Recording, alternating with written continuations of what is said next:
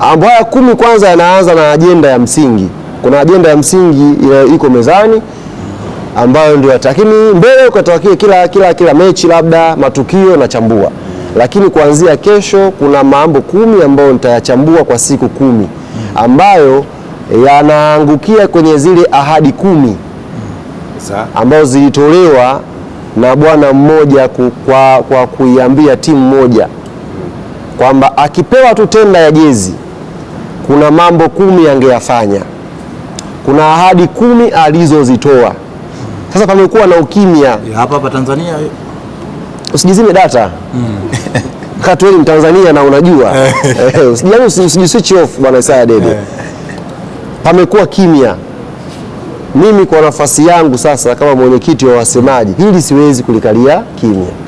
Kwa sababu naweza kuyaendesha mambo 10, zile ahadi 10 tutazichambua siku moja baada, tukianza na kesho. La kwanza kwa uchache tu ambao utaligusia kwa kesho, ili watu wakiamka asubuhi wawe tension. Gari basi kaka. Kesho gari basi. Tunataka tujue hilo basi mpaka tunavyozungumza sasa hivi lipo kwenye meli, lipo kwenye ndege au lipo mpaka upi ambao linakuja Dar es Salaam.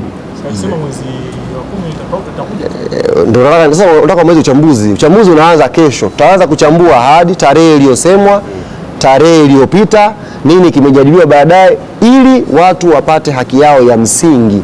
Unajua ahadi hata kwa Mwenyezi Mungu ameziwekea sana angalizo kwamba ahadi unayotoa utaulizwa nayo. Kwa hiyo ahadi sio kitu cha kuachwa kipite. Kesho mwenyekiti wa wasemaji naanza na ahadi namba 1 na kwenda kuichambua vizuri.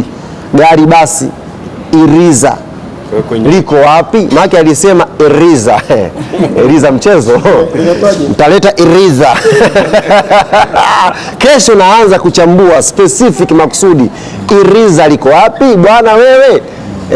Au Iriza ndio naleta jezi nyingi. Au inawezekana Iriza ndio imepakia jezi mpya naleta. Tujue pia hiyo kesho nitaanza kuchambua. Na Watanzania wawe makini kesho, nitawaalika pia na waandishi tuje tuchambue moja baada kwa siku 10 mfululizo.